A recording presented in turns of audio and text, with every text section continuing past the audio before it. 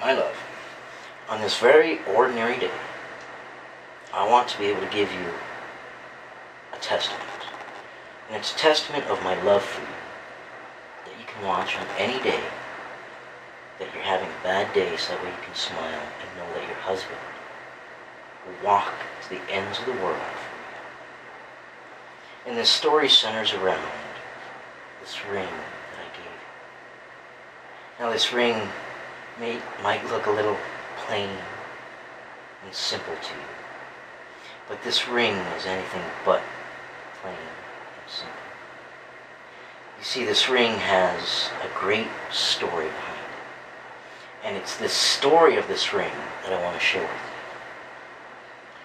You see, one night before I'd asked you to marry me, I was visited by a genie,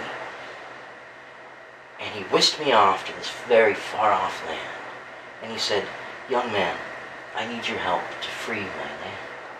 And so I asked the genie, "How do I free your land?" And the genie pointed off to the distance, this very far-off town. And he said, "On the top of that town sits a very plain and simple-looking ring. But that plain and simple-looking ring has a great power to it that will set my land free." And so I told the genie, "Okay, how do I do this?" He said, "You just go down this road."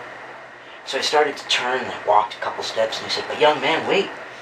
Ahead of you down this road lie 3 tests."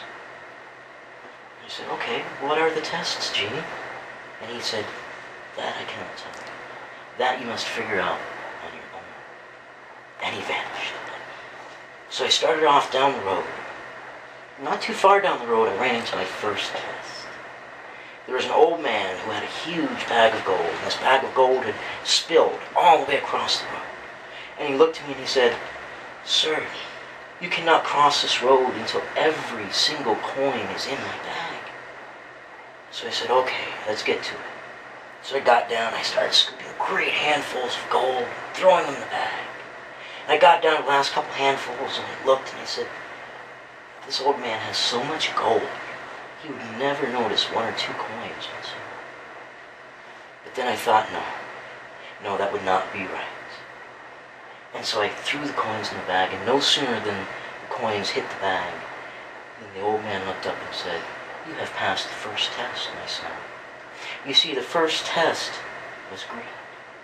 If you had kept even just 1 coin, I would have known, and you would have failed the test. Young man, we may continue. So I went down the road a little further, and then I ran into this knight in shining armor holding a huge broadsword. And I looked and I said, "What must I do here?" And the knight looked at me and said, "All you must do is prove yourself." And I looked at him and I said, "But knight, how do I prove myself? I am nothing special. I am but a simple man, humble.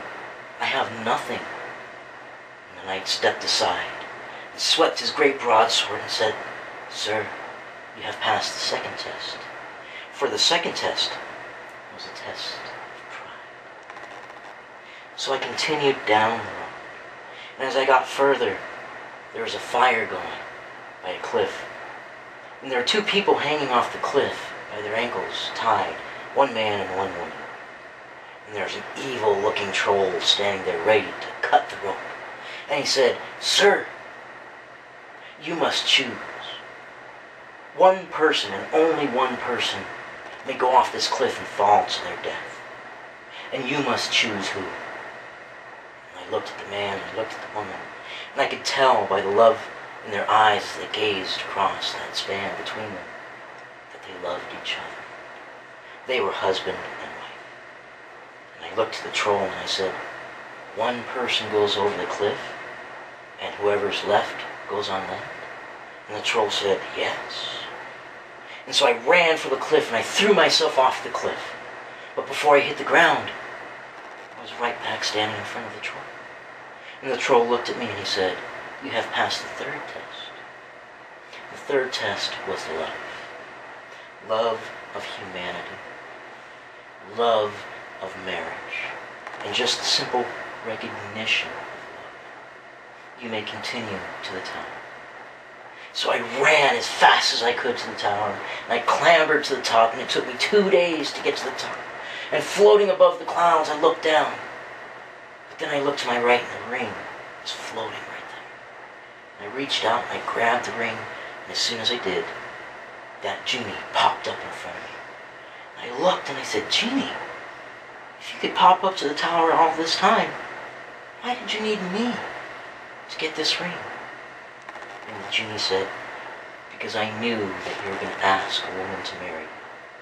And in order to prove your love and that it was the right thing, you had to pass these 3 tests. You see, greed. You cannot have greed in a marriage because everything is shared.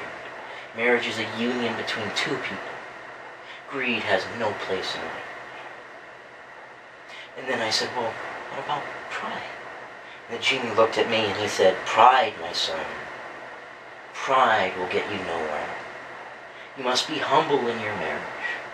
You must be able to look at your wife and see how beautiful she is in your humbleness and be joyous in being humble." And I looked at the genie and I said, "Okay, what about the final test?" And the genie said, "Love, my son. Need I say more?